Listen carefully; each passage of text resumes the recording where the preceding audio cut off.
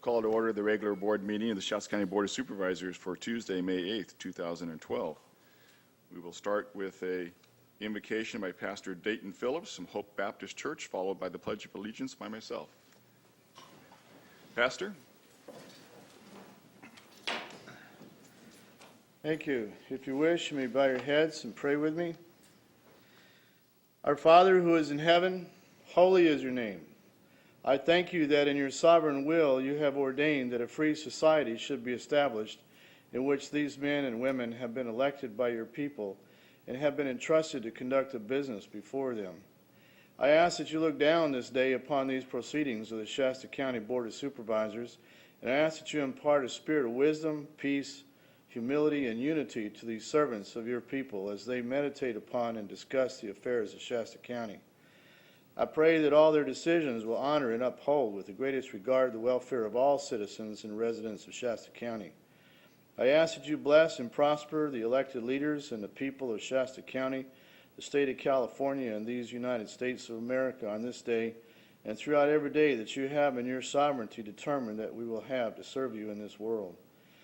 For the love that you impart to your servants and to all your people, I thank you with eternal gratitude in my heart. I thank you also for the hope that you have given me to enjoy the blessings of an abundant and prosperous life in this world and to dwell with you in your eternal kingdom. I pray these petitions in the name of your Son and my Lord and Savior, Jesus of Nazareth, the Christ.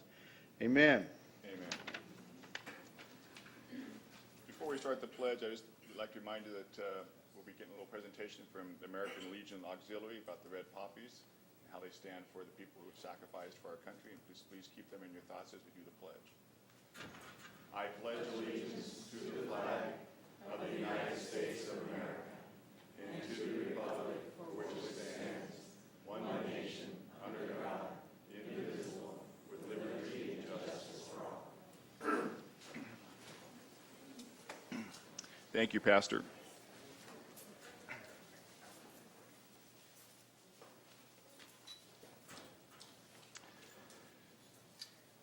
The next item is the public comment period.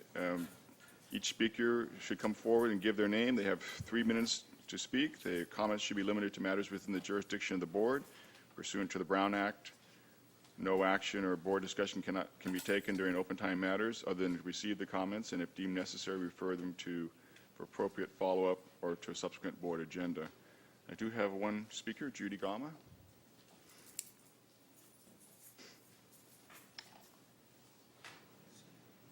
Welcome, Judy.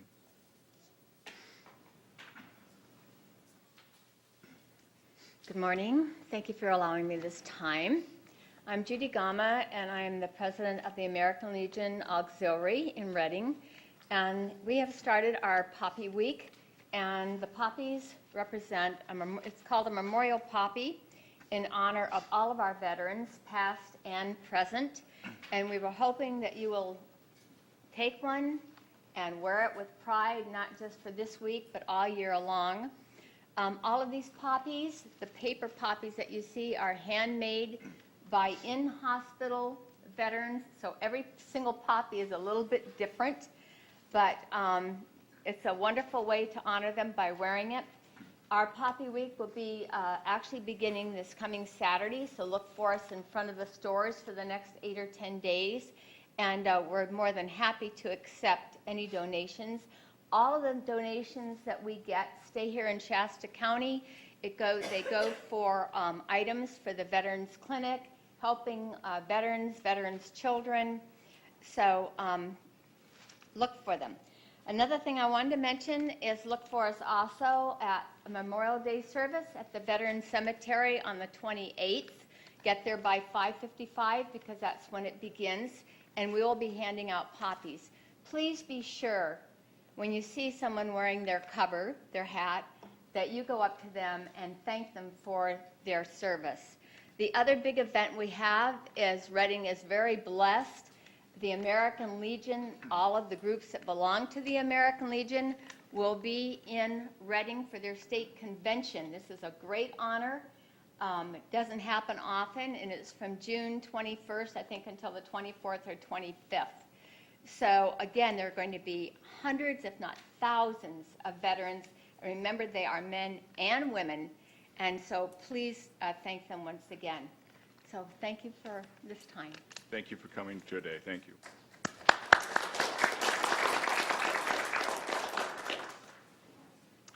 I don't have any other requests to speak during open time, so we'll move on to the regular calendar. First item is consider adopting resolution for Shasta County's Employee of the Month for May 2012. I'll start with the proclamation. Now therefore it be resolved that Christine Haggard, Community Organizer, Health and Human Services Agency, Public Health, is hereby named Shasta County Employee of the Month, May 2012. And be it further resolved that Christine is an exemplary employee whose dedication and success to the South Shasta communities is remarkable. Her ability to inspire members and organizations to work hard to improve the community make her an outstanding role model to the employees of Shasta County. Her ability to maintain high energy and continue developing strong relationships within the communities she interacts with are reasons why she is deserving of this Employee of the Month recognition. Pleasure of the board. Move approval. Second. And seconded. All in favor, please say aye. Aye. Aye. Motion carries unanimously. Danielle, welcome. Morning, Donnell Ewert, Director of the Public Health Branch of the Health and Human Services Agency. It's my honor to be here again with one of our agency's outstanding employees, Christine Haggard. Christine's been an employee of the Health and Human Services Agency for 17 years, and she excels in organizing individuals and groups to take action to improve community health. She's been working on a lot of different projects over the last 10 years, many of them focused on increasing physical activity and nutrition among people in the South County. And she's very well known in the communities of Happy Valley, Cottonwood, and Anderson, and I'm sure known by actually many of you on the board. Some of the projects she's been working on recently, there's one in the Volante Park neighborhood of Anderson, which is a low-income neighborhood, and she's been working with other community organizations to engage citizens there to improve their neighborhood, and they've been doing some tutoring projects, doing parenting classes, working on employment and training, and community gardening. She's also been doing a lot over the last few years on safe routes to school. She's sort of used a pioneering strategy down there called Photo Voice, where she engaged some of the young people in actually walking some of the routes to school and taking photographs of some of the obstacles and impediments to safe routes to school. And then they went and talked to the city engineer and some of the other city officials, and actually the city changed some of their budgeting, and were able to actually make some changes to the sidewalks and so forth so that kids could walk safely to school. And she's also done another project down there with flags where near the middle school, where there's flags on both sides of the streets, and as the kids cross, they grab one of these flags and they hold it up so that they're easier to see by the cars, and they deposit it in the bucket on the other side. And of course you can do this either way, and it's been so successful they're now going to be trying to expand that to Meadow Lane and Anderson Heights schools. Christine's very committed to engaging youth in the community, and she's of course been very involved in the teen center and the employees there. She's also been involved in engaging students at New Tech High School in the city's pedestrian master plan in Anderson and the park committee, and gained some notoriety for her work with youth in approaching Walmart in Anderson and asking for a kids' healthy choice checkout aisle where the snacks being offered at checkout were of the more healthy variety rather than some of the usual fare that we see. And that was so successful that I think they've been around the country actually talking about it, but they also work with some folks in Reading, and the Reading Walmart has also duplicated that effort. And then in community gardens, she's been working in Anderson and Cottonwood with the farmers groups. She was involved with the Happy Valley Farm Trail and instrumental in getting farmers markets established, and then also working with Anderson Cottonwood Christian Assistance on some community gardening. Christine is a very good collaborator. She's a people person. She's got great relationships with many organizations in South County, including Cottonwood Park Board, the Happy Valley Community Center, Happy Valley Farmers Association, Anderson Cottonwood Christian Assistance, Reading Transformation, the City of Anderson, Cascade School District, Happy Valley School District, Anderson Partnership for Healthy Children, and many local businesses. She's a big talker. If you give her a few minutes, she'll be happy to share with you what she's working on. Thanks for the advice. I'll make sure. But She's not bragging. She doesn't end up talking about her part of it. She's always telling you what the community members have been doing and to improve their community. And she's always so proud of their efforts. So she's very humble and approachable, and like I said, a people person, and we're very fortunate in Shasta County to have her in our employ. Thank you, Donnell. Before we do the presentation, Supervisor Ball wanted to say a few words. I just wanted to add to that. Christine is everywhere in South Shasta County, and we really appreciate her. Those flags that you're talking about, Donnell, are in front of my home, and so I get to watch the fruits of her labor and her concept as the kids do pick up a flag, cross the street safely, and the cars stop for them. I would actually like to see that concept incorporated into the very dangerous crosswalks right out in front of this building. I think it would help, and I've passed that suggestion along as well. Christine wasn't mentioned, also serves in her extra time as an Anderson Planning Commissioner, and she does well. Literally, she's everywhere. As I move about in my duties as District 5 Supervisor, most of the same area you're talking about, Christine is usually there, either already in the door or coming in right behind me. And I just appreciate you so much. I wanted to speak up and say thank you. It's an honor to recognize you.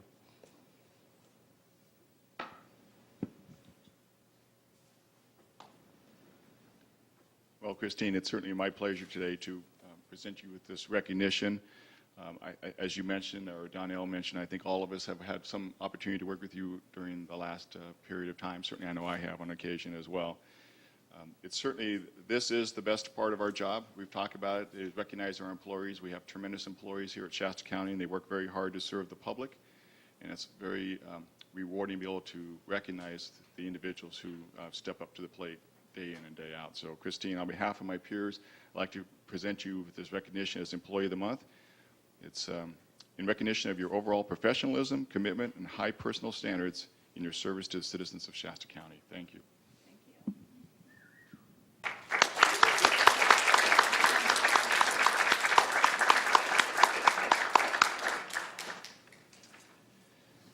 And then also we have a few other little things for you, a few trinkets. We have a rosewood pen gift set with Shasta County engraved on the pen, and the gift box has the Shasta County emblem.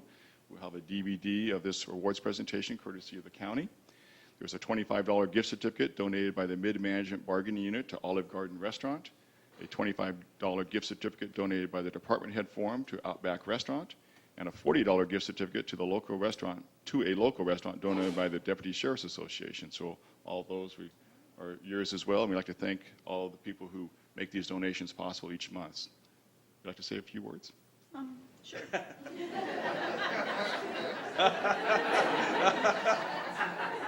Usually they set the timer whenever they hand me the microphone, so I'll pretend that you've done that.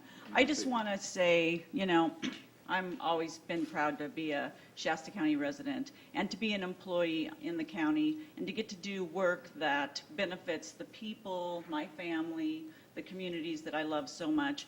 But I really want to say that all happens because I have great partners. I have great coworkers that help. I have great community partners, residents that always step up to the plate. And I may motivate them, and I kind of call myself the cheerleader, but really it's my partners that allow me to look good and accomplish the things that we accomplish together. So I feel fortunate to work in a community where people want to be involved and are encouraged to be involved and then appreciated by all of you. So thank you very much.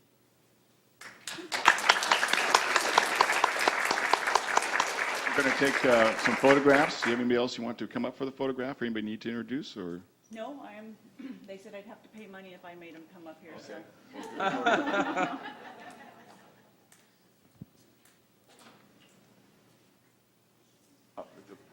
Please.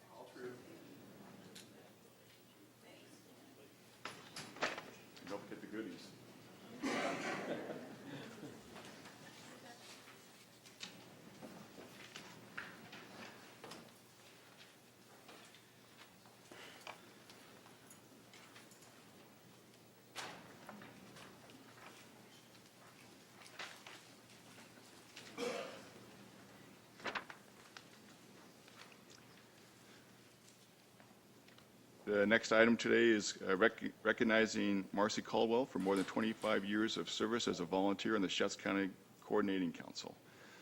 Alyssa, you doing that? Thank you. Good morning. Melissa Janilevich, Regional Services Director with Shasta County Health and Human Services Agency. It's my pleasure to be here to recognize an outstanding volunteer, Miss Marcy Caldwell.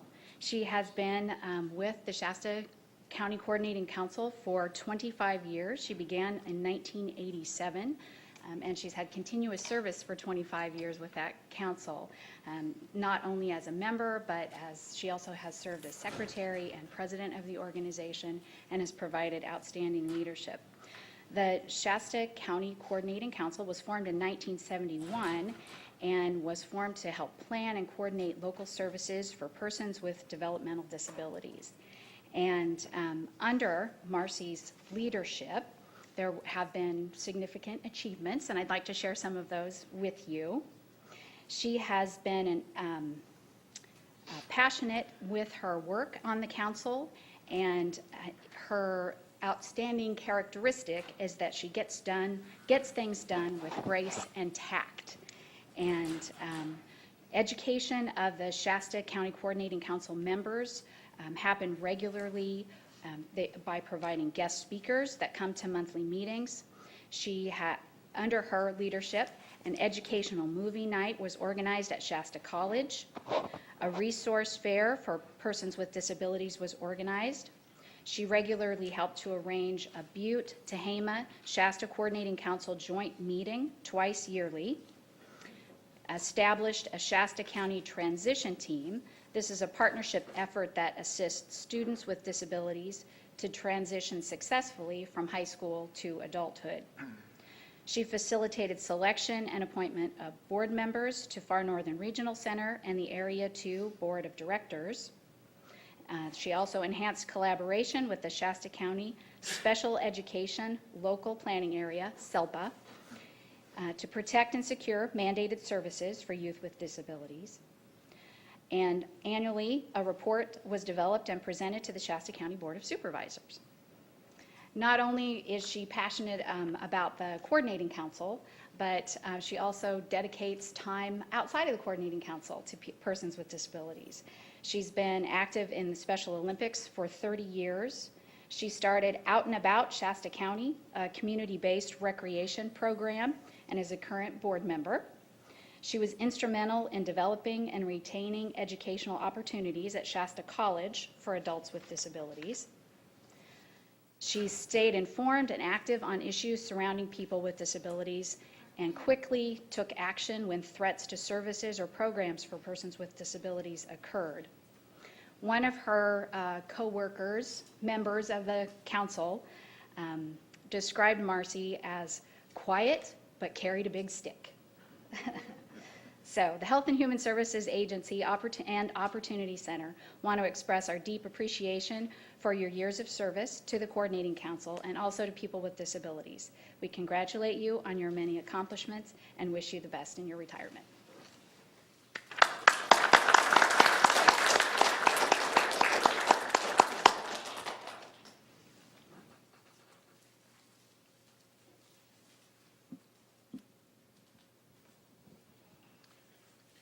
Marcy, you better hope the word doesn't get out. 25 years of volunteer service. There'll be a lot of people who are going to be calling you when you walk out of this door. Well, that's okay. Well, that's tremendous. Someone who would give that much time and effort, you certainly must be very passionate about what you do for this organization and for our community. And it shows when someone's that committed for that long and serves our community that well. It's just a tremendous asset for us to have. And so on behalf of all my colleagues, I'd like to recognize you with a certificate that reads, Marcy Caldwell, the Shasta County Board of Supervisors hereby recognizes and congratulates Marcy Caldwell upon her retirement after more than 25 years of outstanding and dedicated service as a volunteer to Shasta County Coordinating Council, presented this day. Certainly signed by all my colleagues. Again, that just speaks volumes of who you are and what you want, what you are concerned about with your community and what you offer to us. To spend that many times with one organization is tremendous, and we really do thank you for that.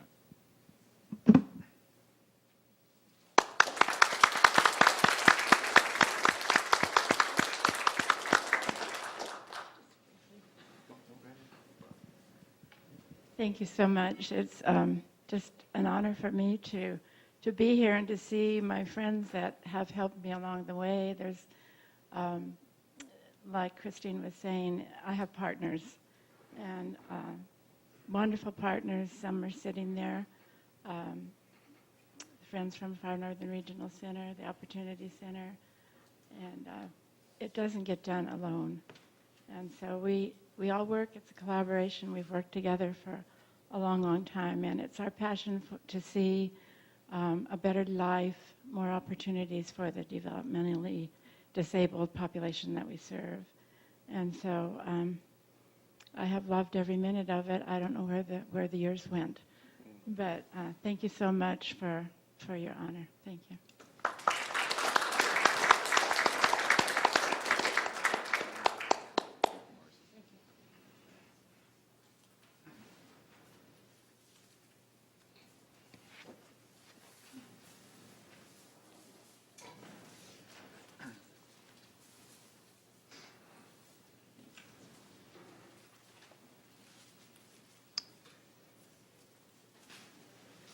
Okay, I get to have Marcy on my team.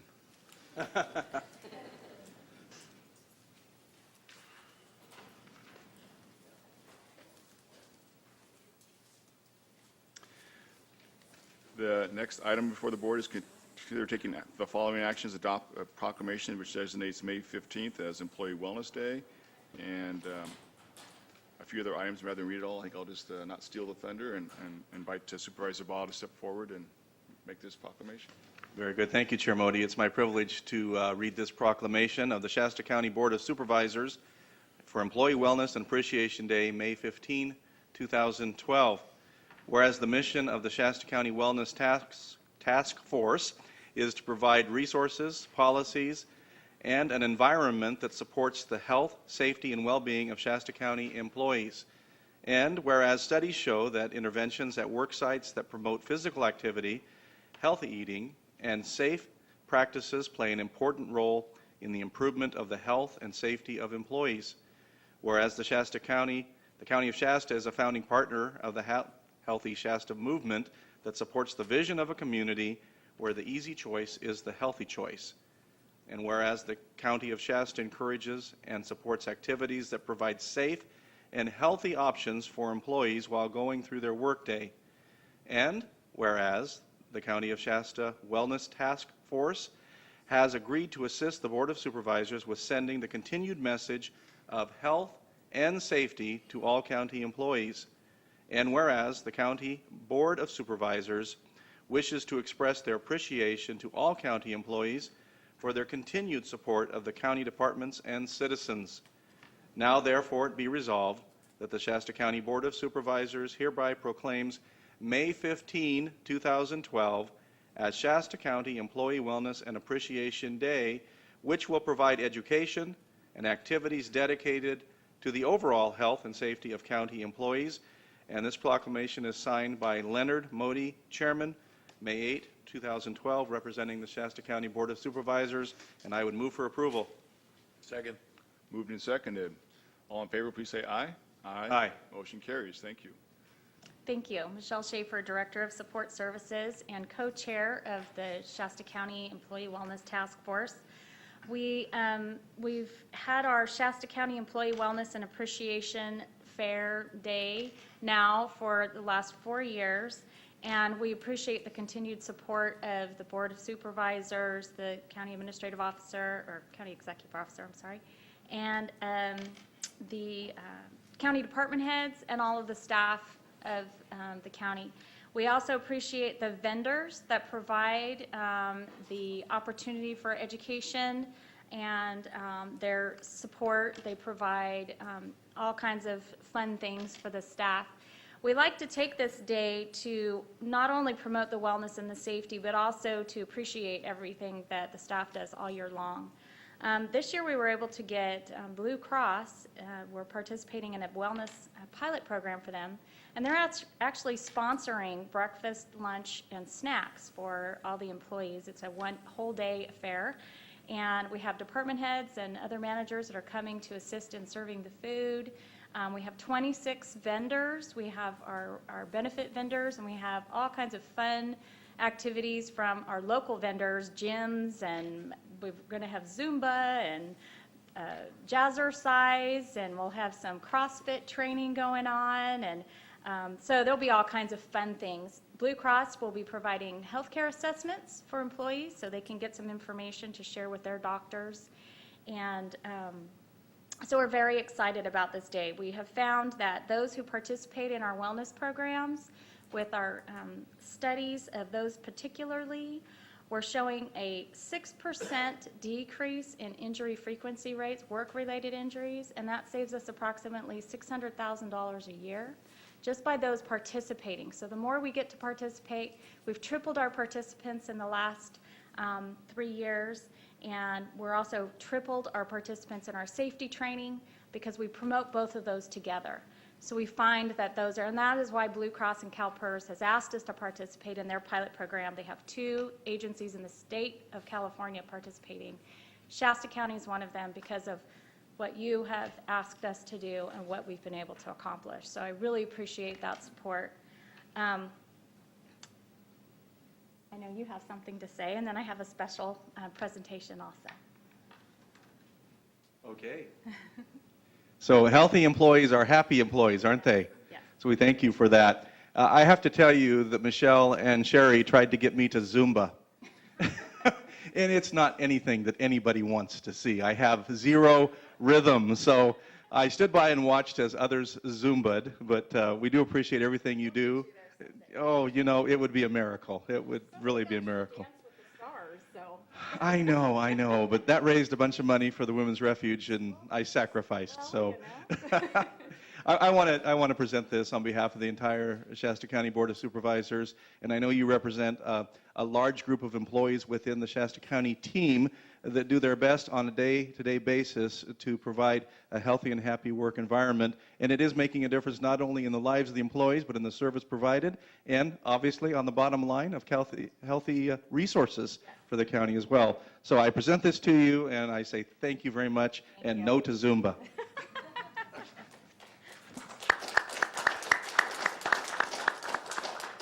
Well, like Les said, we can not do this alone.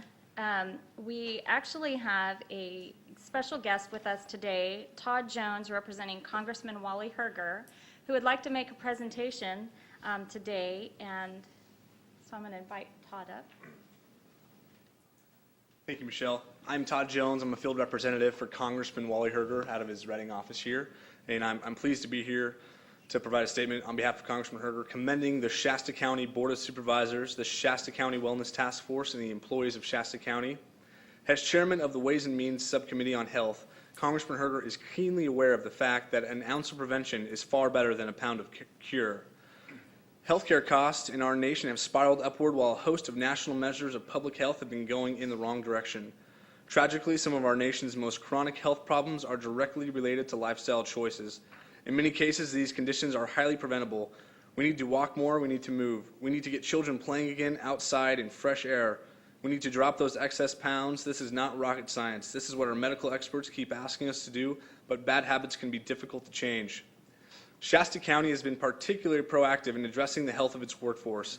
Congressman Herger wishes to recognize and commend the outstanding progress Shasta County has achieved since it established the Wellness Task Force in 2009.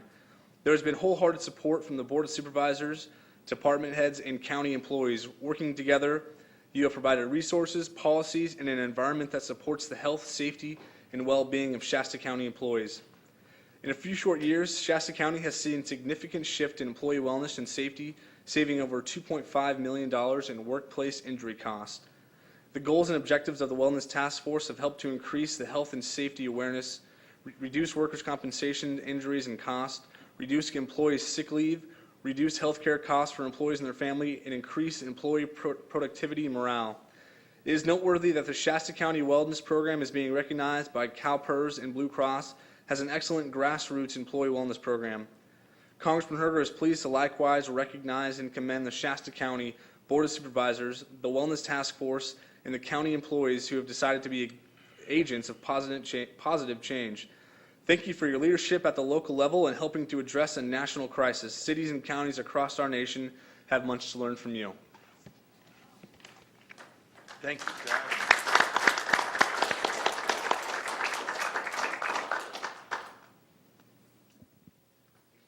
Thank you. I'll accept this on behalf of the employees, because that's really what's happening here is our employees have stepped up to the plate. Michelle, you have a great program going. The board is just happy to help facilitate it as best we can. But certainly it's our employees who are stepping up to the plate and making this happen, and thank you for the recognition for that. Thank you very much. We really appreciate the recognition from our representatives locally and federally. So thank you. A couple more items I'd like to talk about. I don't know, many of you may have seen an article last week where it says, study says fat state workers costing taxpayers millions. Well, I really don't like what that said, but what I wanted to say was we didn't have to spend millions of taxpayers' money to find that out, that healthier lifestyles make a difference. And it's about healthier lifestyles. It's not about what people look like or anything like that. It's just providing opportunities for wellness and safety for our employees and our citizens, because it shares in the families and the people that they know that they're and that they talk to on a daily basis. So while I don't like the title, the state gets Dr. Oz to help. Well, we have Sherry Brooks to help. And so I'd like to bring up Sherry Brooks, our own Dr. Oz, Wow. who was very instrumental in getting our wellness task force started. We had lots of conversations, and she provides the backbone as well as our whole task force. But Sherry was really a driving force behind getting that started, bringing the group together, providing education, providing the tools, and that local support that we need out there. So she didn't know I was doing this. So I wanted to recognize Sherry in appreciation of her dedication and commitment to the health and wellness of Shasta County employees.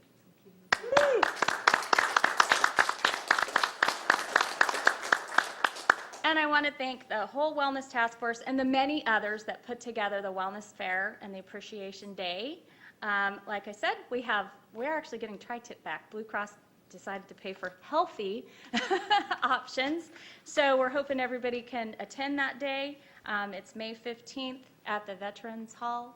So for all of our employees and for you, our Board of Supervisors, and Mr. Lees, thank you so much again for your continued support for this wonderful program.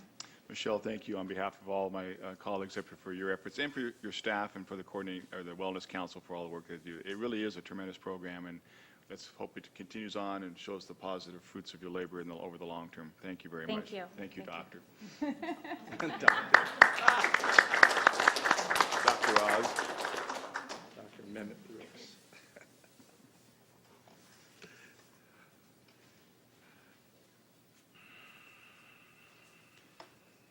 The next item before the board is considering adopting a proclamation which designates Peace Officers Memorial Week and Peace Officers Memorial Day. Supervisor Hartman. Thank you.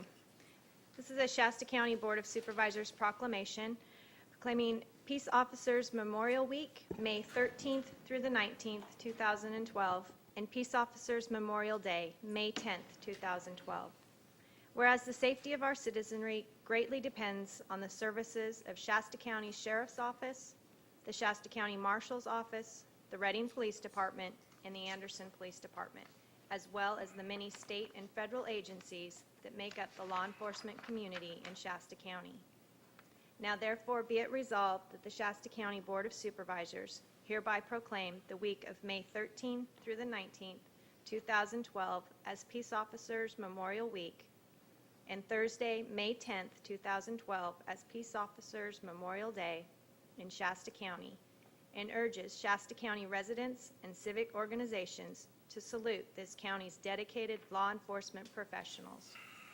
And be it further resolved and directed that the Shasta County Courthouse flag be flown at half-staff on Thursday, May 10th, 2012, in honor of all peace officers killed in the line of duty during 2011. Signed by Chairman Modi. I'll move approval. Moved and seconded. All in favor, please say aye. Aye. Motion carries unanimously. Sheriff. Chairman Modi and Supervisors of the Board, thank you very much for that proclamation. Next week is National Peace Officers Memorial Week. Excuse me, fighting a little bit of hay fever. And on May 15th will be the memorial in our nation's capital. And approximately 149 officers who were killed last year nationwide will be recognized. And a total of about 20,000 officers' names are engraved on the National Peace Officers Memorial. And all of those are men and women who made the ultimate sacrifice and gave their lives in the performance, service, and duty with honor to the citizens throughout our nation. Yesterday, May 7th, was State Peace Officers Memorial Day, and I traveled down to our state capitol and participated in that ceremony. And approximately 1,000 officers from throughout California attended that ceremony, all the way from the San Diego area to the Shasta County area and everywhere in between. There were 8 officers that lost their lives in California last year, and each of those surviving family members and children were recognized in a ceremony, a private ceremony with the governor, lieutenant governor, attorney general, and the chief justice of the California Supreme Court, and then a little bit later at the state memorial. Each of the families do a walk from the rotunda on the front steps of the state capitol to the memorial, which is across the street. And on each side of the very wide sidewalk there and the steps are lined with those 1,000 officers in attendance there, giving a salute, and it's called the Walk of Honor. Then later, in a rose ceremony, they are placed roses at the base of the memorial there. We were very fortunate that this last year we did not have any deaths in Shasta County. However, we will be adding 4 names to our memorial, and 4 names were accepted at the state memorial and the national memorial for officers of the distant past that were unknown to us. And through research by Shasta County Marshal Dennis Boatner, now retired, and he was one of our sheriff's captains, he was doing some historical research, and he found 4 officers that had been killed in the line of duty from 1885 through 1907. And those names were, they were a dual designation of a deputy sheriff and constable. James A. Greeley died May 27, 1885. Constable James D. Campbell died December 26, 1885. And Deputy Sheriff Charles H. Cummins, June 4, 1902. And Deputy Sheriff Constable Deputy John Jack Hewitt died May 8th, today, in 1907. And these officers were lost in time for a bit, did not receive the recognition for their service and, of course, their ultimate sacrifice. Each were killed in the line of duty in gunfire, performing their duties here. At the memorial this Thursday will be a bit of recap, a summary of the circumstances that surrounded their death. And at the memorial yesterday, I received 4 shadow boxes, one for each of them, that were very impressive from the California Peace Officers Memorial Foundation that each of the surviving family members or department heads received. We're trying to do a ancestral search to see if we can locate descendants of those people. The youngest, being in from 1907, is about 105 years, and so it'd probably be great survivors that would be here now. And so we're hoping to see if we can find some family members that still may be here in the local area. But thank you very much for the recognition for Peace Officers Memorial here on Thursday at noon. There's a small lunch following the services here, and we ask that the members of the public attend as well. It is open to the public, and oftentimes many members of the public do attend here. Thank you very much. Thank you, Sheriff. Thank you, Sheriff. It's my pleasure on behalf of the Board of Supervisors to present you with the proclamation and to give our thanks and appreciation. I know you know that this board and our community really, truly value our law enforcement. You put your lives on the line daily for our safety, for the safety of our children and our families, and we appreciate that.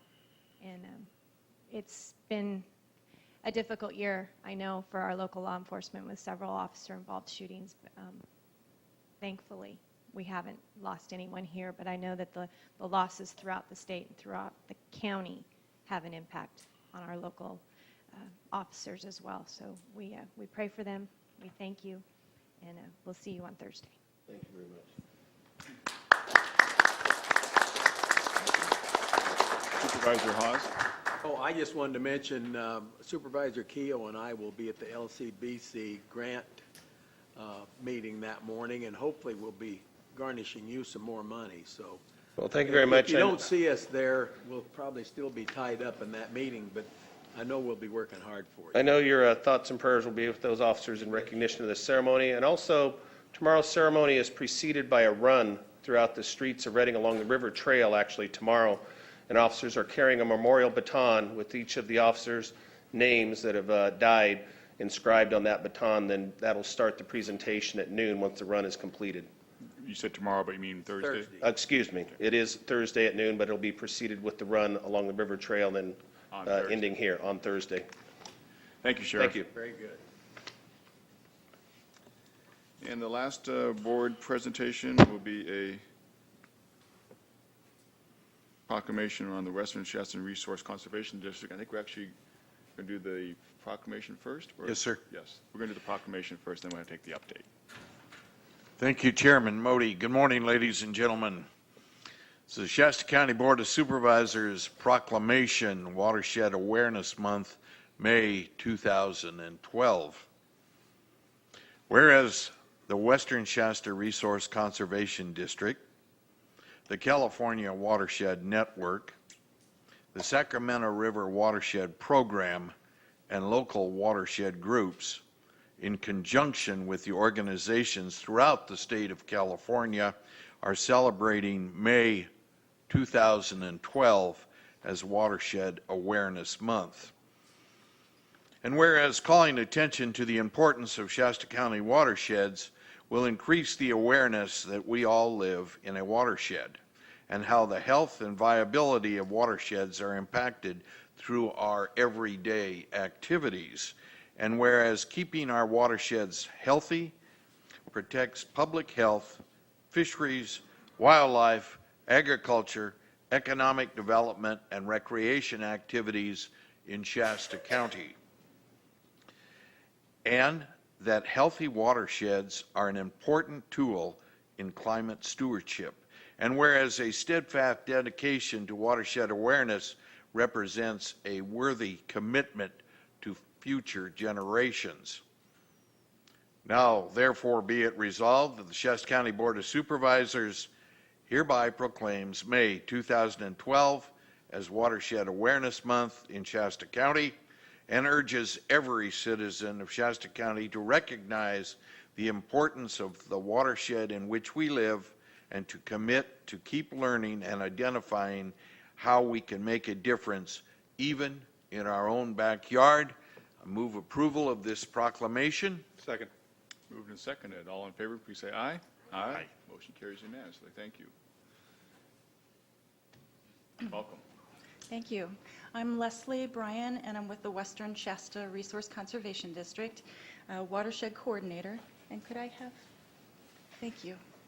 And thank you for allowing me here again today, this year, to talk to you about the importance of watersheds.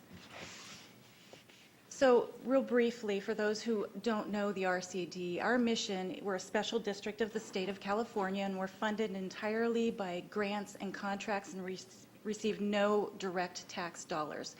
We've been around since 1957, after the Dust Bowl era, and we've worked with willing landowners, organizations, agencies to conserve and restore the natural resources in western Shasta County. A watershed is from ridgetop to stream and everything in between, we like to say. And as you can tell in the diagram, it's the ridges, and as water flows down into the stream or the creek, everything is important because what is upstream flows down into all of our water. So Watershed Awareness Month actually was begun in 2005 by Governor Arnold Schwarzenegger. And he declared May as Watershed Awareness for the state.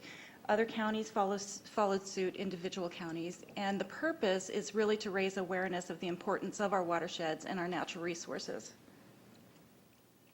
As a watershed coordinator and with the entire RCD staff, we work with various watershed groups, those including the Upper Clear Creek, Lower Clear Creek, Cow Creek, Bear Creek, Stillwater, Churn, Clover Creek, and Shasta West watershed. And that really encompasses most of the entire western Shasta County. So citizen involvement is what we are all about. One thing that we can do and have done with our watershed groups are working on various projects, one being invasive species being plants mostly here, and they have a real effect on our water resources, whether it is taking the water resources away, using it for their purposes rather than having it for our purposes, or just habitat for animals as well. And so we work with landowners and Department of Ag, Rotary, et cetera, different groups to manage those. I'm hoping that most folks now have seen what we were able to do in Lower Clear Creek. This is a salmon viewing area. We, being the RCD and agencies and the citizens, recognize the need for additional recreation opportunities there and the jewel that it is. And so we were able to bring in some money through the Natural Resources program and get some funds to really make it a high-class, wonderful thing with trails, park horses, salmon viewing. Please go view that in October, especially when the salmon are spawning. We work heavily with the Fire Safe Council, Shasta County Fire Safe Council, and with local fire safe councils to educate on the importance of fire and fuels. You know the danger that comes every year with fire in our county. And so we take it very seriously and try to educate the community on that and work together for fire breaks, fuel breaks, on-the-ground projects, et cetera, and education, defensible space. Last year I reported that we started a citizen monitoring program, and I just wanted to update you that it is going really wonderfully. And you can tell in the lower picture is a picture of a fish barrier survey that we did, and what we did was go throughout various places in the county to see if under bridges there might be areas of stranding, et cetera, and so we do have that information now, and working with volunteers. We're also working with volunteers to monitor our precipitation, rain, hail, snow, and also throughout the county, many times throughout the year, cleanup events, which we know that they're through illegal dumping, et cetera, it can be a real problem. And the last one is the macroinvertebrate sampling, and that's where we are able to go out with citizens and kick rocks, go out into the creeks and look for the little critters that live under the water, and they actually give you a real good, brief, rapid assessment on the health of the watersheds. Some can't live in polluted waters, and so when you see these critters that do live in healthy water, they're very sensitive, then you know you have good creeks, and I'm happy to report that our water quality does seem to be quite good. We're finding lots of the good critters. And I also want to invite folks to come out and help us. We're just now kicking into gear, and so please give a call to the RCD and let us know that you want to participate, and we will get you on board. So just in summary, we wanted to let you know that yes, Shasta County watersheds are really wonderful, and they're very diverse and very valuable to our economy and our health, be it physical and mental health. And so thank you for joining us this May in honoring our watersheds. And if anyone would like to get a hold of me, please do. My contact information is up there, 365-7332, extension 215. And you can also email Leslie at westernshastarcd.org. I do want to say a special thank you to the California Department of Conservation, who has funded the watershed coordinator positions for the last few years. So thank you very much. Thank you, Leslie. And before the Supervisor Keough makes his presentation, I'd like to just make a couple of comments that I've had the opportunity, along with some of my colleagues, to attend actually multiple fire suppression efforts, or actually prevention efforts of, and educating people about clearing the property around their houses, things like that. And it's a tremendous effort that the watershed group does to help people understand how easily their houses can burn if they don't take some preventive action up front. So I congratulate you on that. And then also just to comment on the salmon viewing area on Clear Creek. I have been down there on a number of occasions, and it is truly something in our backyard that is tremendous, and people don't realize that it's there. But if you haven't been down there, you need to go down and take a look at it. Not only is it a great viewing area, but there's trails that go all along the Clear Creek there that people can, they're all interconnected now, that can be used. And it's just it is a jewel in our backyard that people just don't understand. And so it is October would be a tremendous time. So thanks for bringing that to us as well. Supervisor Haas? I just wonder if you saw any steelhead when you were there, too. I Well, know yeah. there's some coming up there now, isn't there? I mean, understand there is. You bet. That's wonderful. Supervisor Hartman? Thank you. I just would like to add a little more to the importance of working with the Western Resource Conservation District, Western Shasta RCD, and the Fire Safe Council. I think it's obvious to people the tragedies that can happen with forest fires, not only losing homes and the beauty of our community, but what horrible damage it does to the watersheds. And so that partnership is so important to help our community know that not only by doing fire breaks and defensible space are they protecting their property and their homes, but they're protecting all of our water as well. Thank you. Thank you. Supervisor Kehoe? Thank you, Chairman Modi. Leslie, thank you for the presentation this morning. We appreciate it. The judicious use of natural resources is vitally important to all of us. And your organization has served as an exemplar in this arena. So on behalf of the board members and the residents of Shasta County, it's a pleasure to present you with this proclamation, and thank you for your efforts. Thank you, sir. Good.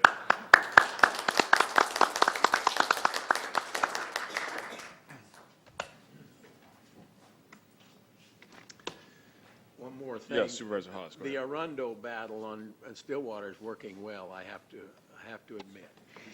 Randy's been doing a great job. Randy is incredible. Totally incredible. That was such a huge, huge project for a guy to take on. I just got to give him all the thanks that I that give we him can. many kudos. You bet. Thank you. Thank you, Leslie. Before we move on, I'd just like to take a moment to thank my colleagues. We had a lot of presentations today, and I kind of came to some of you in the last minute, but thank you for taking the time and effort to make the presentations today. Thank you. We now move on to the consent calendar.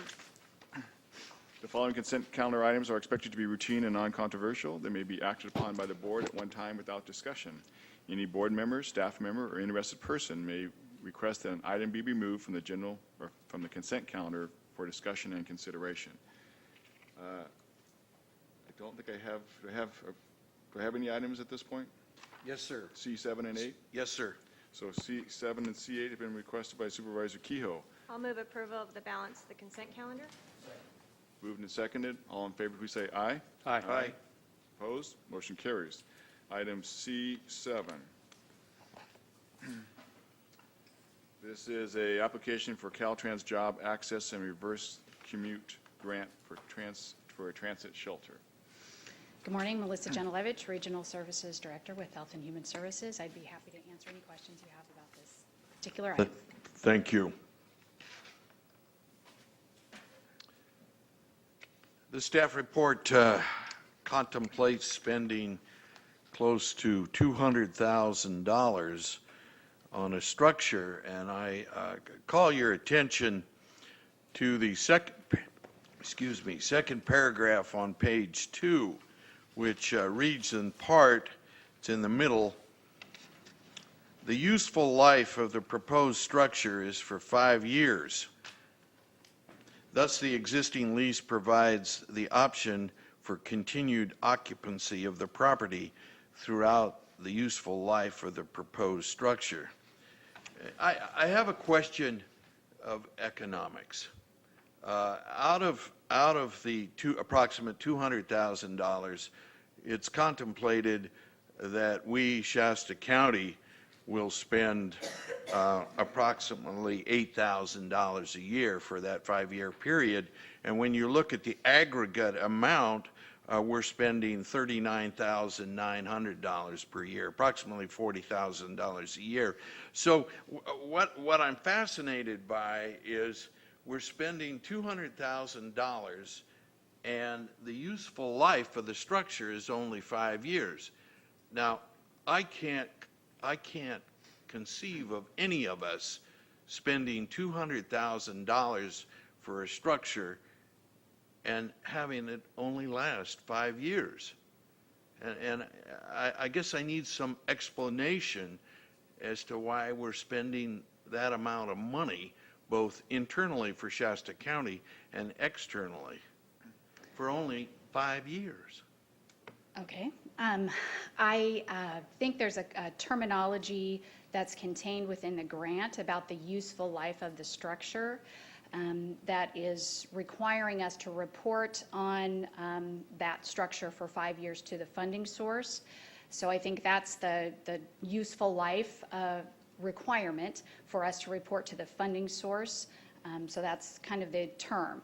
The construction of the project will be cement, steel frame, it'll be a steel roof. I'm not a contractor, I can't tell you how long that will last. My hunch is it will last longer than 5 years, and the useful life terminology refers to our requirement to report to the funding source on the maintenance and upkeep of that building for 5 years.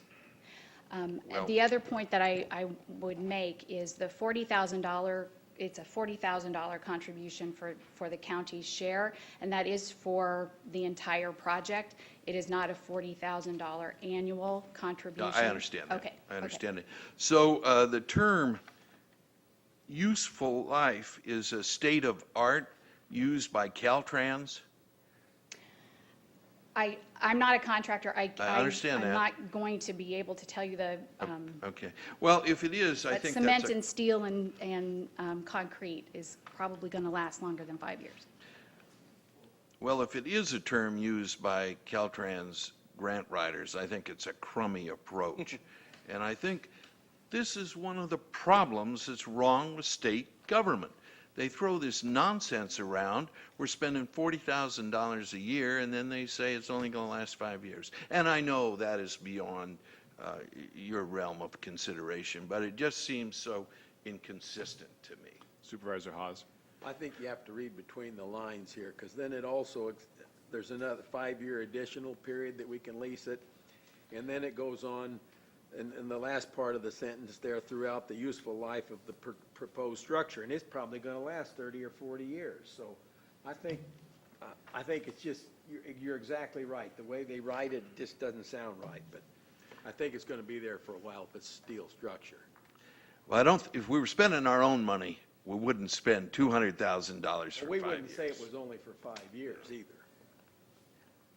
Our buildings last 40 or 50 years. So. Supervisor Paul. Tell us about the county share 40,000 and where it's coming from, and about the lease terms, please. The $40,000 share of cost will come from Opportunity Center revenue. It would not come from county general funds. We have sufficient revenue projected for next year that it would be generated within next year's revenue from the Opportunity Center. We wouldn't even have to take it out of a fund balance. It would be generated in next year. The lease has a one option for a 5-year extension, and that is already in place. So the lease currently meets that term. Maybe ask your question a little bit more specifically about the lease. In your mind, does the use of these funds rise to the highest and best use of those funds that are available? Is this the top priority for those finances? With serving 400 individuals a day for transportation services at this particular site, I think it is one of the highest needs that we have. In addition, the building will get a security upgrade, so the building itself will have a long-term improvement with this grant. So there's a structure outside. The building itself gets a security upgrade so that those individuals that are using public transit can come in and use the restrooms and keep the rest of the building secure for staff and clients. So there's a long-term upgrade to the building as well as the structure that's being built outside. So I think it is a very good use of funding. Thank you. Supervisor Kehoe. Thank you. Long-term upgrade, who owns the structure? It is owned by a private building No, owner. no, no. Who owns the structure that we're going to spend $200,000 on? The bus stop. It will become part of the property. So if it has a useful life of more than 5 years and our lease is terminated, then the building owner gets the structure? I believe that's correct. Mr. Lees, would you like to weigh in, or you just wanted to avoid the whole thing? Well, let me ask this question maybe. Is this time sensitive? Yes, it is. Like this week, time sensitive? It is time sensitive. Supervisor Haas? But you've already said that it's tied up for 10 years. The automatic extension is already there for the next 5 years. It's there for 5 years. This lease expires December, well, it's in 13th here, or whatever. of 2013. 13, and then there's 5 years past that is when the lease is extended through. But we've been in this site since 1998. There was construction done at this site specifically for the Opportunity Center. So, And you do a lot of work for Caltrans, and too, we have no reason to expect that this site won't be a long-term, meet the needs long-term for the Opportunity Center. So there's no reason to think that we would relocate out of this location. We've been there since 98. The questions are appropriate, and your perception of the outcome is correct, Supervisor Kehoe. What has taken place here, why we're entering into this agreement is we as the tenant in this building will be the beneficiary of this advancement.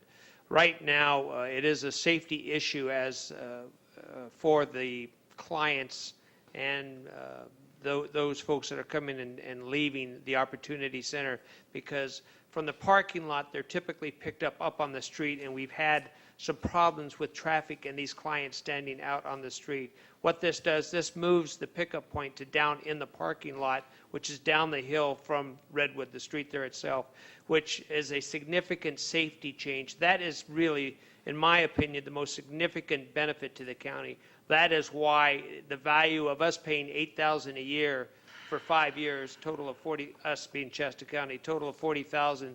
That's what makes it worth it to me to continue to enter into this agreement. It's actually the safety aspect and protecting our clients that are coming in there to visit and work at the Opportunity Center. True, this improvement now, again, becomes a benefit to us because of the security doors that will now have to be in place. That, too, creates a benefit to us. Typically, it's something we would enter into in a negotiation with the landlord to say, hey, we need these doors fixed. We want a reduction of our rent, and we'll pay for it. Or, you pay for it, or we're not going to extend the term of our lease. We'd enter into negotiations like that with the landlord. Typically, in this case, what we have done is we've asked Caltrans to come in, or we're applying for the grant for Caltrans to go ahead and do this, thereby not having to pay for it ourselves, Shasta County pay for it, for this safety enhancement, and not having to lock ourselves into another long-term lease, although there's no reason to expect that we won't be there for decades to come. There's also, as Supervisor Haas mentioned, no reason to think that this structure won't be there for decades to come. That's actually an accounting term that is used when we talk about useful life. It's an accounting term. It works to our benefit when they say that. I know I agree with the perception of what it says, but the reason it works to our benefit is because we now do not have to be hooked to the maintenance of this thing after 5 years if we choose that, hey, this isn't what we expect, it's not what we want, we're not paying for this. So it gives actually the county an out after 5 years, so that our maximum is 40,000. After that, then new agreements after that 5 years, then new agreements can be made if we choose, and it's working that. But I'd like to bring this back to the primary reason that I supported this going into this. And believe me, this is not the first time I've seen this. We've had lots of discussions on this, and for the last month, actually. Well, at least the last 2 or 3 weeks. We've had plenty of discussions on this about ownership, about the responsibility, about liability and the owners, the landlord, and things like that. But the safety issues that we have had, and we actually had a concern with clients in the street up on Redwood Avenue, this to me makes it worth our investment at this time. Any other discussion? I'll move approval. Second. Moved and seconded. Seeing none. Under discussion then, I'm persuaded to vote for this only because of Mr. Lee's making the case on the safety item. You indicate we have to act on this today, and it seems like we're getting more and more staff reports where we have to act on things today, and that doesn't seem to me to be an effective way of doing business. We ought to have a little bit more time. I am concerned, as I think Mr. Lees, you indicated, about some of the ambiguities associated with this proposal. Supervisor Ball. And although Supervisor Keough has said it, I'll say it again. I also want to weigh in. I believe the board has stated many times we want to have reports come to us farther in advance so that if we have questions, we have the time to have that information come back to the board rather than being forced to take a vote on something because it's the last minute. Thank you. Yeah, and I'll just add that Supervisor Keough, I commend you on catching the state's bureaucratic language again. So, all in favor, please say aye. Aye. Aye. Opposed? Motion carries. Thank you. Thank you. I look forward to seeing the building there. Well, I won't last that long, but for many years in the future. I think it'll be around for a while. Well, we hope you are too. Well, I know, but Okay, we'll move on to 40 or 50 years is a long time out for all of us. item C8, approved bylaws adopted by the Juvenile Justice Coordinating Council. Mr. Keough. I'll direct my questions to County Council. Two questions. First, Mr. Cruz, the bylaws make no mention that this falls under the aegis of the Ralph M. Brown Act. And is that just assumed, or is there a need to identify that in the bylaws? That's question number one. Question number two is relative to Article 5 membership. Clause 2, nominations will be brought to the council through the chairman, which is the chief probation officer. The council will then, by majority vote, make recommendations to the Board of Supervisors. The Board of Supervisors will then approve final appointments by majority vote. Then the following clause, Clause 3, indicates that the chairman may terminate a council member upon a motion by any member of the council and a majority vote of the council. So it seems to me that there may be value in having a symmetry here in the sense that the board is the appointing authority, yet the board is not the authority for dismissing a member.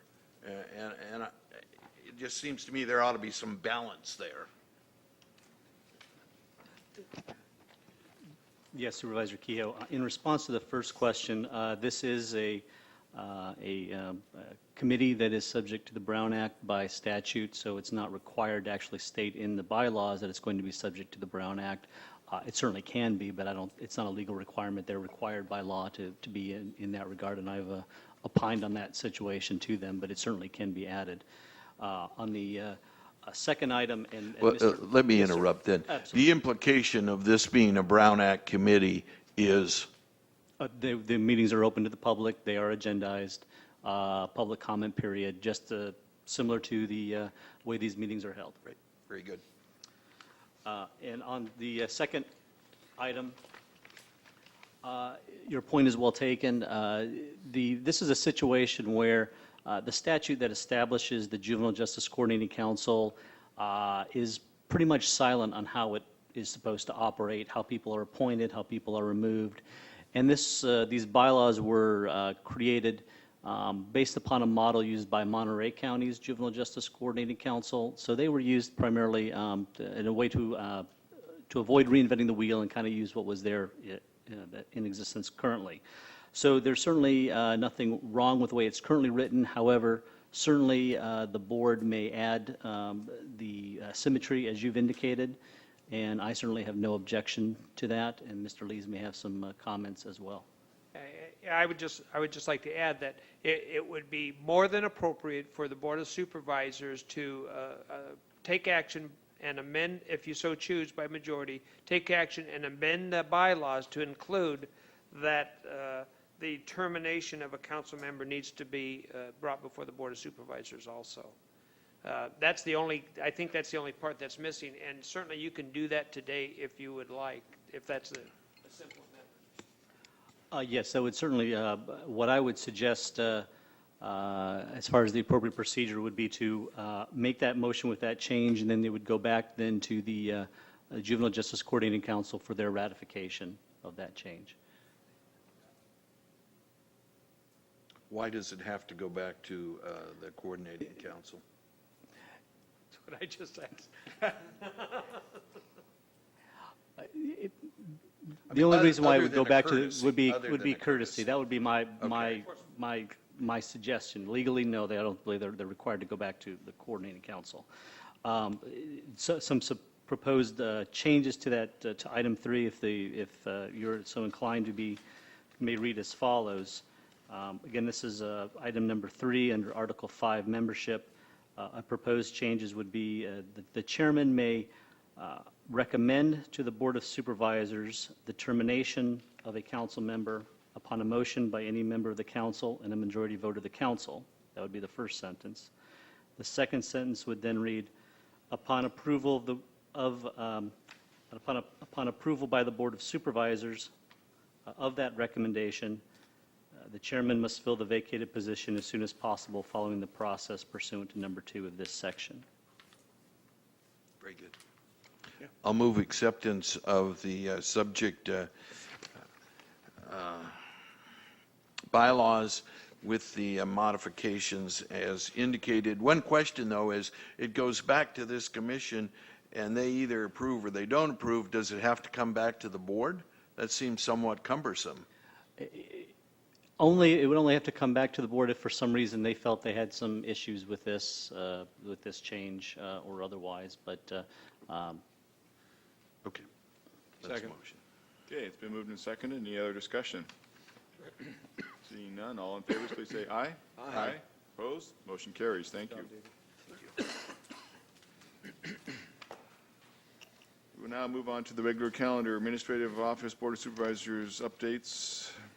Mr. Lees?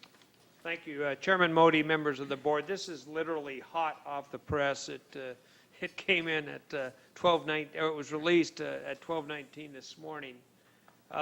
This is some new cash figures from the state of California, and I know I talk about these a lot, but I do want to share the data and make sure that everyone understands exactly where we're at. No surprise, I would imagine, but the April receipts and disbursements that have come in showed that we are 2.44 billion short of what we projected it was going to be. That's just for 1 month, April. We are 2.44 billion short of what we projected. It's not much of a surprise for us because we always knew that these when the state goes to balance a budget, what they try to do is be very, very overly optimistic on what's going to come in to help close the gap. And then, of course, we have found that it typically never comes in. But this is a significant difference in 1 month having a 2.44 billion short of what is projected. What that means is currently the cash deficit now with the state in this budget cycle, the cash deficit is $19 billion. $19 billion. And how they're kind of working to close that, they're borrowing $12 billion from internal sources. Now, what that means is they're borrowing it from, courthouse construction funds that came in from a bond, or park funds, or education. They're borrowing that money to help close. That's $12 billion. Then the other $6 billion, they're doing external borrowing. That means they're going out on the market and putting California more in debt. So I share that with you for the obvious reason, and again, this just came out first thing this morning, $19 billion gap. And the reason I share it with you is the state has to balance this budget at some point. They keep pushing it forward, and what have they traditionally done, just like they have with some other programs? They've done that, a portion of it at least, on the backs of the counties. So as we've said in the past months, and as we said in the past year, that 2012 was not going to be the end of this cycle that we are in, that we are going to continue to be here until the state chooses to live within its means and cuts the spending to close this gap of $19 billion. I just share that with you so that you're aware we still have impacts that could easily come to the county. You know, you're gone for a week, and all you do is bring us bad news. I know. Sorry. Supervisor Haas. And he was a long ways away from the state, too. Anyway, I thought, a county's in trouble for borrowing from the school fund. Isn't that illegal? How can the state do that? Well, the state, what the state does is there's, as it relates to Prop 98 guaranteeing, and that's the education fund, Prop 98, there is the ability for them to take some money from there, but they have to continue to keep track of that and at some point pay it back. And by the way, that's now in the tens of billions, too, of what's owed back. So it doesn't get any better. Supervisor Kehoe. Thank you, Chairman Modi. The other evening, I attended the Shasta County Mental Health, Alcohol, and Drug Advisory Board meeting. It was a spirited discussion on many levels. I want to call to your attention, and I had sent you this electronically. Mr. Ewert really does a very nice job in putting these directors' reports together, and I'd like to continue sharing those with you because it gives a good snapshot of what's going on in that particular organization. The other high point of the meeting was we had an opportunity to tour the Hope van, and the Hope stands for Health Outreach for People Everywhere. And it's a facility of the Shasta Community Health Center where they take services directly to the folks that need them most. They have a published schedule here with a map on the back. I will make this available to all of you, but Monday they meet in from 8 a.m. to 3 p.m. in Caldwell Park, Lake Redding Park. Tuesday in Anderson behind the Public Health and Teen Center. Tuesday also dental facility at the Shasta Community Health Dental Facility. Wednesday at the Empire Recovery Center. All of these occur from 8 till 3. Thursday at Living Hope, and Friday at the Social Services Building. So this is an outstanding outreach activity, and we thank them for doing this. And that concludes my report. Thank you, Supervisor Kehoe. Supervisor Baugh. Thank you, Chair Modi. I'll share several things from the last week. Last Wednesday evening, we had our community town hall for the community of Cottonwood. Now, this was a forum, both pro and con, for the Churn Creek Shopping Center development. I want to thank my co-host for the evening, Mary O'Keefe, Director of the Cottonwood Community Center, and I also want to thank Brad McDonald, Honorary Mayor of Cottonwood. He did a great job moderating. We had a great crowd, and I thought that both sides spoke well on this very important issue to Shasta County. Also attended the Shasta County Fire Safe Council meeting, and I would just offer one thing to those listening here in the chambers as well as the public. The Shasta County Fire Safe Council, in an attempt to continue to broaden its reach to the public, has developed a Facebook page, and on it are posted important notices for those who are especially living in the rural areas of Shasta County. You can find it under Shasta County Fire Safe Council, and the council would appreciate it if you go on your Facebook and like it, and then you can receive the notices and the updates. I also attended the National Day of Prayer along with our Sheriff Tom Basenko. It was hosted on the steps of the Redding City Hall, and in spite of the rain, it was well attended. Yesterday, I spent almost the entire day in beautiful downtown Bernie, California, representing the Board of Supervisors on the PSA2 Area Agency on Aging Board, and I would like to report to the board that there is no increase, once again, for the third year in a row, of the budget. And why that's important is because on the 5-county board, Shasta County represents 50% of that agency. So an increase, we would be billed with a half of any increase. And it's important that we keep our expenses down on all the boards we serve on, in addition to our responsibilities here on the Board of Supervisors. That concludes my report. Thank you. Supervisor Hartman. Thank you. I'd like to congratulate the city of Shasta Lake and all the community members out there that work so hard year-round to put on the Shasta Jamboree Parade and all the events that went on all weekend. It was a huge success, and really the focus, what it really comes down to is recognizing those people that work to build Shasta Dam, and I believe next year will be the 75th anniversary. So those numbers are getting smaller, but it's an important part of that community, and really brings everyone together to recognize those that served. Supervisor Haas. Well, and it's great to see the lake right at the top. Yes, too, it is. Believe me.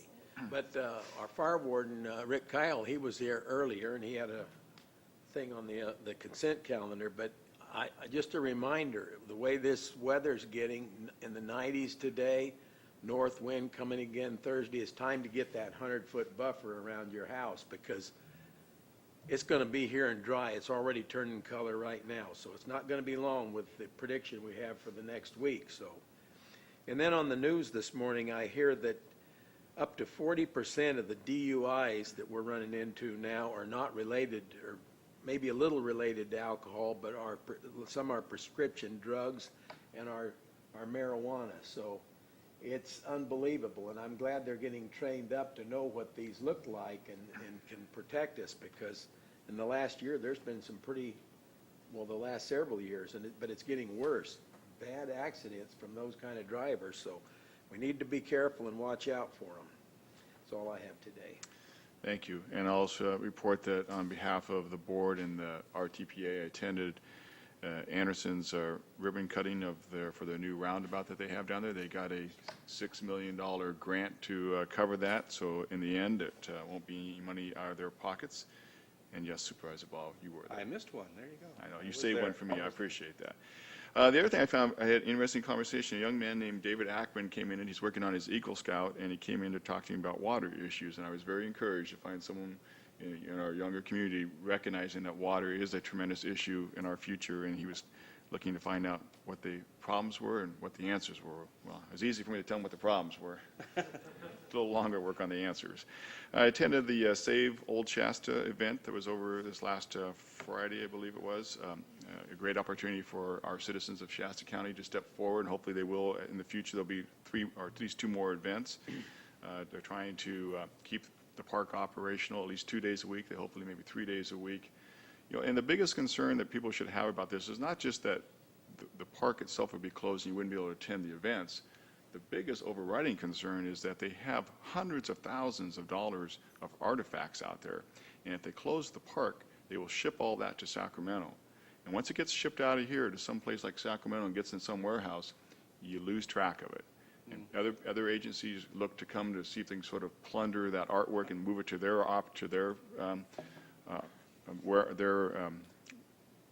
presentation, their places where they can present it and stuff.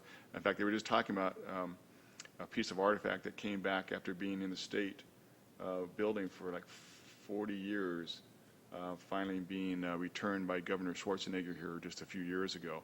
Had come from Old Shasta. So we would hate to lose those kind of things out of our community and then perhaps never get them back.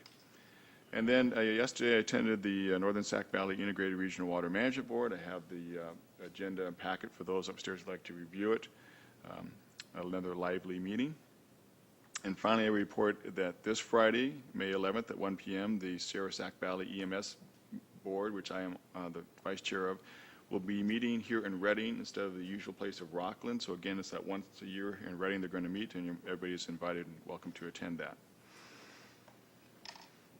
Okay, we'll move on to our scheduled hearings.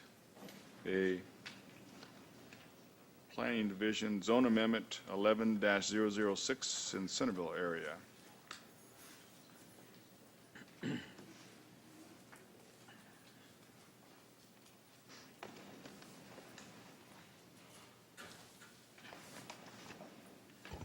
Good afternoon, Chairman Modi, members of the board.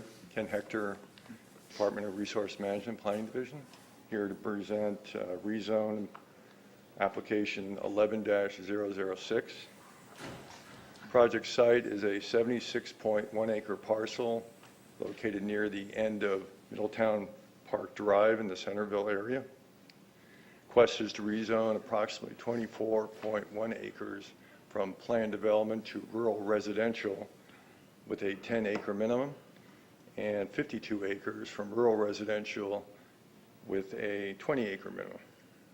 Purpose of the rezone is facilitate a lot line adjustment merger of 4 parcels into 3 parcels to be developed for residential uses. Property is in the rural residential A, RA land use designation. The proposed rural residential zoning would result in a density of approximately 1 dwelling per 19 acres, which is below the maximum density allowed in this land use designation for this area of 1 dwelling per 3 acres. Each of the 3 parcels resulting from this lot line adjustment would also have a minimum of 1.5 acre contiguous acres under 30%, which is consistent with the proposed development standards in the proposed rural residential district. Planning Commission reviewed this application on March 8th of this year and recommended that the board approve this rezone amendment. Since the Planning Commission hearing, mitigation measure number 2 has been revised to allow future owners some flexibility in the location of small accessory structures such as solar panels on each of these parcels. This is consistent with the California Environmental Quality Act, which allows the lead agency to adopt alternative mitigation measures upon the finding that they are equivalent or more effective than the original measure, which staff found to be the case. It is our recommendation that the board adopt the findings specified in the report and waive the reading of the ordinance for the zone amendment. And that concludes my presentation. Mr. Keough. Thank you, Chairman Modi. Relative to the script in paragraph 4 about the change since the matter went to the Planning Commission, and the sentence midway is California Environmental Quality Act allows the lead agency to adopt alternative mitigation measures with a finding that the alternative measures are equivalent to or more effective than the original measures. The conclusion then is that it is not required. This is not required to go back to the Planning Commission. That's correct. Thank you. Other questions of staff? I have one. You touched on it briefly about the mitigation measure 2 that was revised a little bit. So if I'm hearing you correctly, it was so restricted before that if they wanted to put solar panels in or something like that, they were going to be unable to do that, or was? The way it was written before, I would refer you to the property line adjustment exhibit. It shows the building sites on there. Basically, the way it was written before is that all structures would actually have to be within that envelope. This allows us to look at any proposed accessory buildings to be located outside that envelope. I'm glad to see that. I'm glad to see we're being a little bit flexible and recognize that some additional things might be better suited if we can move them. So I'm glad to hear that part of it. I have no other questions at this time from the board. I will open the public hearing. Anybody wishes to come before the board and speak on this matter, now is the time to do so.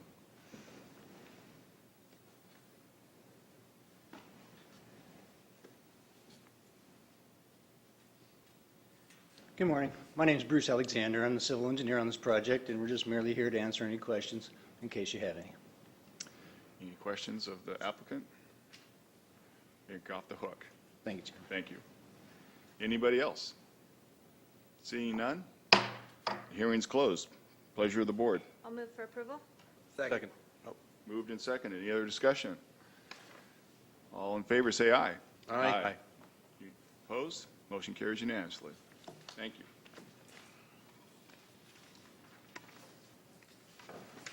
We will now now move on to our closed session announcement. The board will recess the closed session to discuss the following items, estimated time to be 1 hour. Conference with legal counsel, existing litigation. The cases will be Perrin versus County of Shasta, Reverge Anselmo et al. Versus Russ Mull et al., Reverge Anselmo et al. Versus County of Shasta et al. At the conclusion of the closed session, reportable action, if any, will be reported in open session. Supervisor Hawes. Yes, I will be recusing from the two Anselmo matters in light of the county's cross-complaint against the State Department of Fish and Game and the Army Corps of Engineers because of ownership interest in a corporation that has financial dealings with the Fish and Game and the Corps of Engineers. Thank you. Then we are recessed.